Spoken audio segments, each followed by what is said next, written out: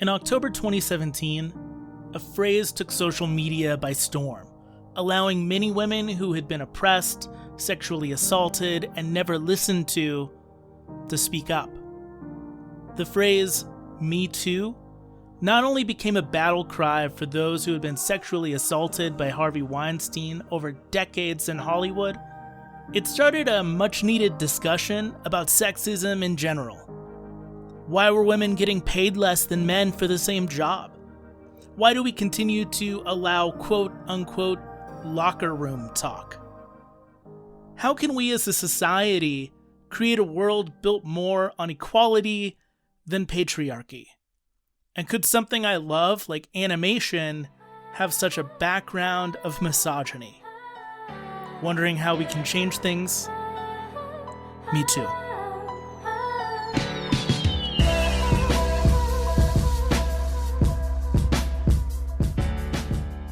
My name's Josh Taylor, and you're listening to my podcast, Modern Mouse. A look at the less magical side of life through the most magical lens I know, the Walt Disney Company.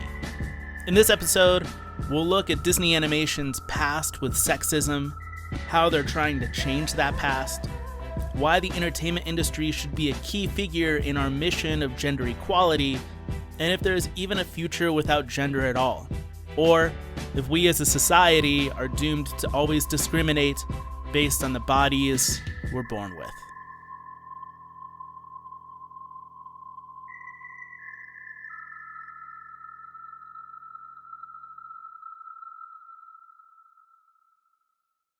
Hey, I'm Alex Leonis. I work at Mercury Filmworks in Ottawa, Ontario, Canada, and I've worked on a lot of different projects over the years. I've worked on some Disney stuff and some Netflix stuff, and it's been a really fun ride. Alex is an animator and a friend of mine who recently worked on Tangled, the animated series. Her work environment in animation is a pretty pleasant one, but she recognizes that it wasn't always that way. I know that a lot of women have paved the way for us to have it easier, because I do remember a time when, before I started school, that I had been told from some people who'd been in the industry for a long time some pretty scary stories of what it was like maybe 30 years ago, even 25 years ago. And so I was a little worried going into school especially, but I've had nothing but great experiences working in the industry, and I've never felt like my gender has been subject of like not being included or not having my voice heard. It might be easy to look at Alex's experience and say that we tackled gender equality. We solved the problem, but her experience isn't everyone else's experience. Hi, I'm Kristen Lester, and I'm the writer-director of Pearl, one of the first shorts from Pixar's Spark Shorts program. Pearl is an animated short featuring a small ball of yarn who's starting her first day at a new job. She finds herself being ignored and seen as lesser than because she's different. And you could apply this to any type of bias, but the short is based on Kristen Lester's real experience in the animation business. Well, it's based on my experience being in animation. My first job, I was like the only woman in the room. And so in order to do the thing that I loved, I sort of became one of the guys. And then I came to Pixar and I started to work on teams with women for the first time. And that actually made me realize how much of the female aspect of myself I had sort of buried and left behind. And then anytime I pitched the idea of a ball of yarn tries to get a job, people were like, that is totally nuts. I totally want to see that. Obviously, going into gender studies throughout human history isn't something we could do in a single podcast episode. And I'm definitely not the one equipped to do an entire series on that kind of topic. But for this episode, I do want to go back in history just a little bit. I want to talk about the early days of Disney animation. Bianca Majoli was hired in 1935 and was the first woman to join the all-male story team at Disney Animation. She would start to translate the story of Pinocchio from Italian to English, taking the tale about a naughty, murderous puppet boy and infusing it instead with a deeper meaning of what it means to be human, in a world where you're seen as different. Of course, she wasn't the only person that worked on Pinocchio, but it would be an injustice to look at her addition to the team and not see the care and compassion that she added to the story. In 1941, Walt Disney would hold a staff meeting, stating the girl artists have the right to expect the same chances for advancement as men, and I honestly believe that they may eventually contribute something to this business that men never would or could. These were words of serious progress in the 1940s. Most places wouldn't even think of hiring a woman, and the other animation studios in Hollywood would only hire women to work in the ink and paint department, citing that their hands were small and dainty enough for that kind of precision work. And though Walt Disney talked a big game, and did have some women on his staff, the overwhelming majority was still male, and any woman looking to apply for a job would be met with a rejection letter from the studio stating that women did not do any of the creative work at the Walt Disney Company.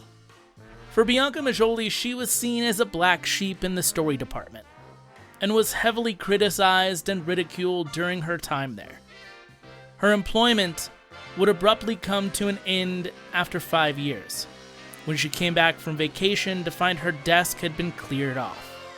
Nobody gave her a notice that she was getting fired, and she never was given a reason as to why. You definitely have to prove yourself a little bit more, maybe, than men. When I had first gotten to New York, I was self-producing a play I had written called Princes Don't Live in Cyberland. Fast forward to the present. I caught up with an old friend that I admire, Erica Jenko. She moved to New York City to be a playwright and producer on Broadway. She wanted to live out her dream, but found that misogyny would try and stop her. It has a very silly title that I would have to push extra hard on people. It was basically an autobiographical play about my 3 generations of women in my family. So it was about myself, my mom, and my grandmother and our relationships, and how I had learned from those relationships to learn more about love and how I was finding it in my dating life. So it had this very deep meaning. But I remember there was a middle-aged white man, theater investor, I had had a conversation with trying to pitch the show to him, and he kept telling me, he just wasn't taking me seriously. He kept saying, like, there's a lot of girls in New York who are producing this same show. He was basically saying, your show isn't unique. There's a ton of this type of show. And I had to keep pushing and saying, no, this isn't just a dating show. Like, there's all these different levels to it. It's about something completely different. And I feel like after that conversation happened, I started, and I don't even think it was him calling me this, but I started calling myself a vanity project. And I started thinking maybe what I'm putting out there is silly. And when I think about that in hindsight, that is ridiculous, because like, I really love Lin-Manuel Miranda, and no one calls him a vanity project, even though, like, when he went to NYU, he had written the musical In the Heights then. And he was hustling around town, like, trying to workshop that show all over the state of New York and casting it and creating this vehicle for himself. And I'm sure he had a ton of challenges being a self-producing artist in New York, but he's now a success, and not an overnight success. He had worked for it. So it's just kind of the differences. And I sometimes think about that and wonder, did he experience some of the same challenges that I had, or are his circumstances totally different than mine? Being called a vanity project is definitely a way to discredit someone. And without Erica telling me, it was clear that being told that, or thinking of herself as that, caused her confidence to drop. It's a way to control others, and men have used tactics like this for centuries, creating fictitious ideology and societal roles that women have to portray. And stepping outside of that box with confidence means that they need to be pushed back into the box. But Erica is not the kind of person to just be pushed back in the box. I think of when I used to work at this Broadway theater called Circle in the Square, and they were producing the Broadway musical Fun Home. And Fun Home was extraordinary because Janine Tesori and Lisa Cron, they were basically the female creative writing team for the show. It was the composer and the lyricist and the book writer. They made history as the first all-female writing team to win the Tony. And when I was working at the theater, I had met the composer, Janine Tesori, and I was a porter at the theater, which is basically a janitor. And she had sat down with me one day and she was like, "What's your name? What do you do?" And I was like, "Well, I'm Erica." And I was really confused because I was like, she knows what I do here. She sees me, cleaning all day. And I said, "Oh, I'm Erica. I'm the porter." And she was like, "Oh, no, I know that." But she said, "But what do you do?" And I thought to myself, this is going to sound really stupid, but screw it. She asked, I'm going to say it. And I was like, "Well, I'm a playwright." And she was like, "That's so great. What kind of stuff do you write?" And we had this really great conversation. And at the end, she just kind of said something that really resonated with me even today. And she was like, "When people ask what you do," she said, "own it. It's so important to own it." And I'm happy I have a role model like her. And she does a lot of great work working with little girls and giving them role models. And I feel like in general, that's just what we need, are more female role models, more of helping each other. And most importantly, working with men. We really need to be a team to continue to enforce change. Erica's story continues on, and she's since moved to Chicago, running the Rabbit Hole Society, which puts on seasonal shows, and she's their playwright, producer, and director. Her ideas about women and men helping each other got me back to thinking about Disney and Pixar in recent years. There's been a larger adaptation of women writing stories or men and women helping each other to write some of the major stories coming out of those studios. Beyond Frozen, the biggest financial success in Disney history, we've also seen stories like Brave, Wreck-It Ralph, Inside Out, and Moana. I was wondering what had changed at the Disney Company that had made these films such a success. I was digging through some interviews online and found this gem from now Disney Chief Creative Officer Jennifer Lee talking about the character of Anna in Frozen. One of the best collaborations we had was working with Kristen Bell. Anna is Anna in a large part because of her. We wanted to do a girl who was feisty and different and very, very relatable. And Kristen really wanted to push that and to do a Disney heroine that is a lot like her and us, like some of us who weren't so graceful and who maybe talked too fast. And we loved that. And the thing that she didn't realize we were going to go crazy about and want so much is she's very funny. Kristen is wonderfully funny, and Anna's funny because of her. And so that was really great. Anna is the tip of the iceberg, but with less gender inequality at Disney, they've managed to create relatable male and female characters. If you think about Disney's princesses, they all share similar qualities. They're serious, soft-spoken, kind-hearted, and there's nothing wrong with those qualities. But after decades of seeing female characters act nearly identical, it's refreshing to see varying personalities on screen, which encourage girls to be unique unto themselves, rather than perpetuating the female societal norms of centuries past.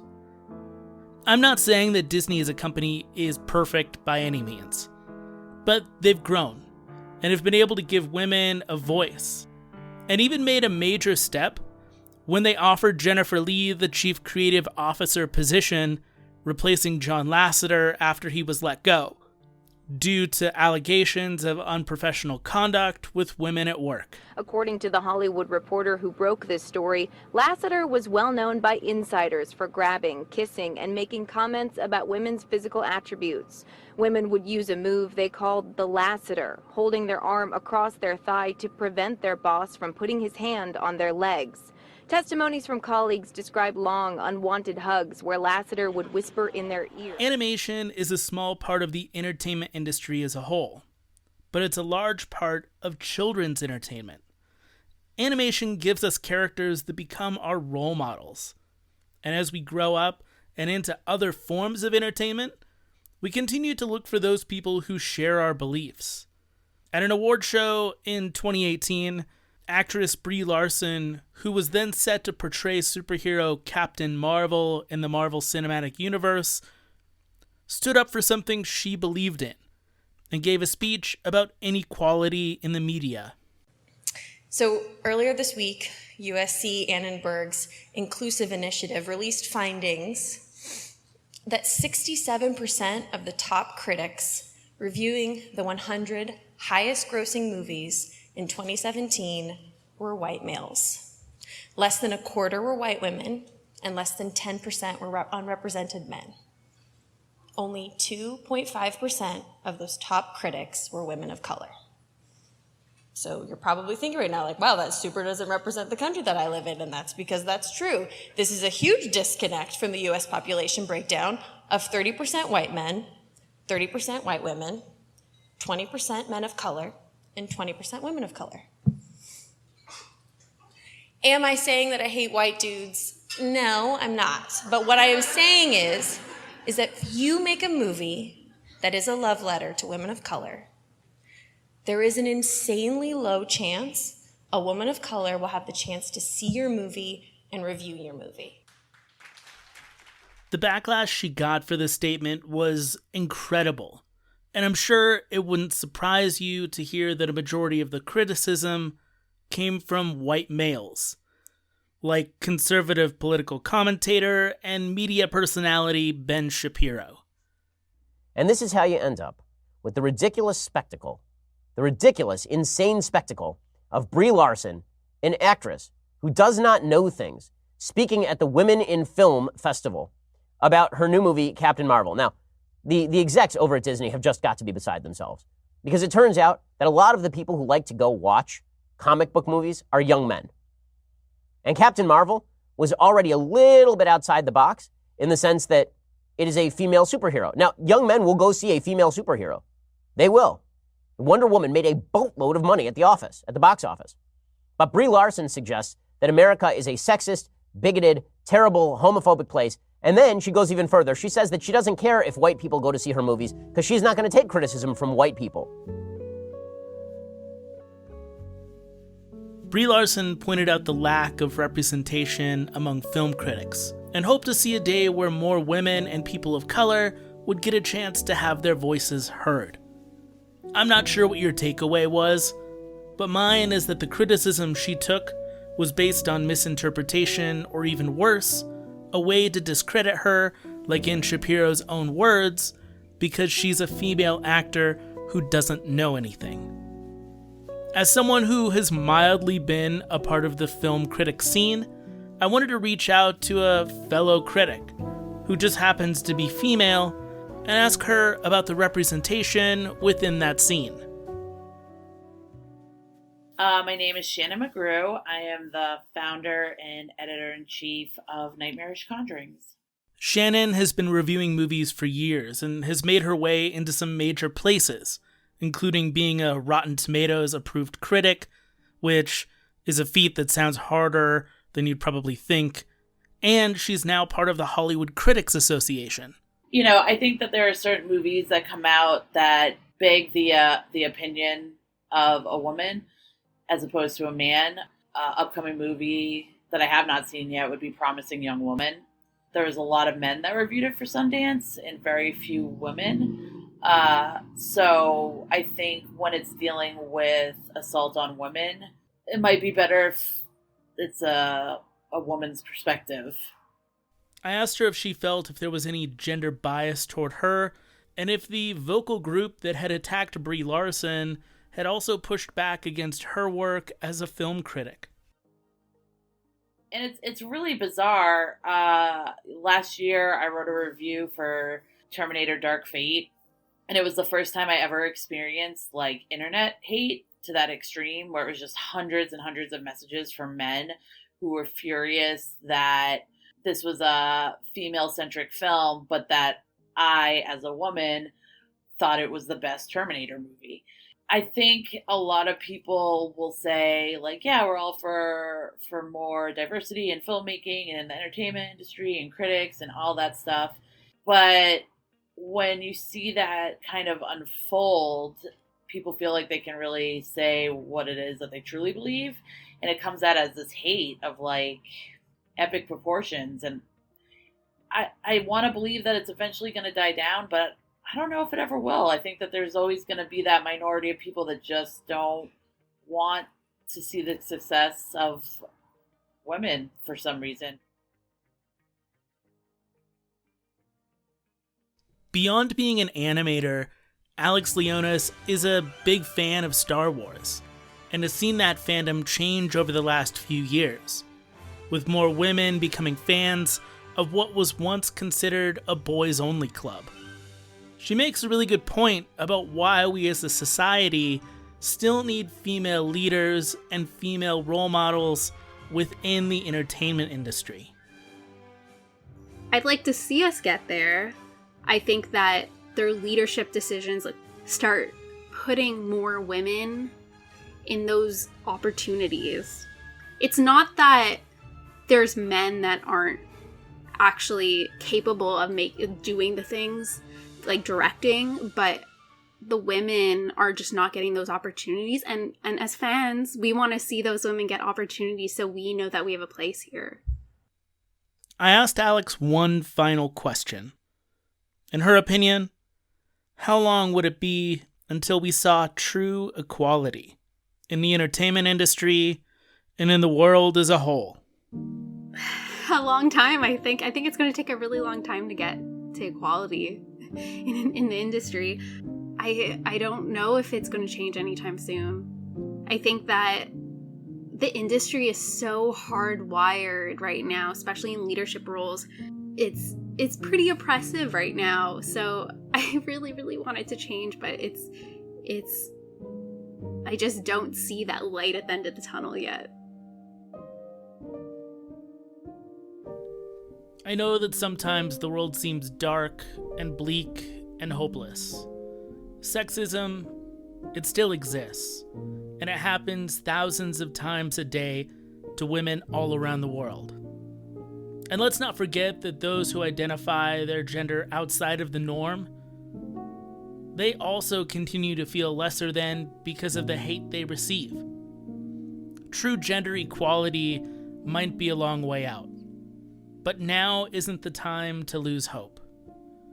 To my female listeners, I know that I'm not the person to tell you how to feel, but I hope that the women who helped create this podcast episode with me were inspiring and helped you feel like you weren't alone in your aspirations or the inequality that you feel, and that they gave light to the success you can achieve by not allowing those who still believe in outdated societal standards to get inside your head. For my fellow men, whatever you consider yourself, conservative, progressive, ally, father, son, whatever it is, take a moment to reflect on who you are and who you've been. Learn from any time you've ever been a part of societal patriarchy, whether it was on purpose or not. And listen to the women in your life. Truly listen to their stories of feeling oppressed, simply due to the bodies that they're born with. It's in that listening and understanding that we can do our small part in bringing true equality into reality.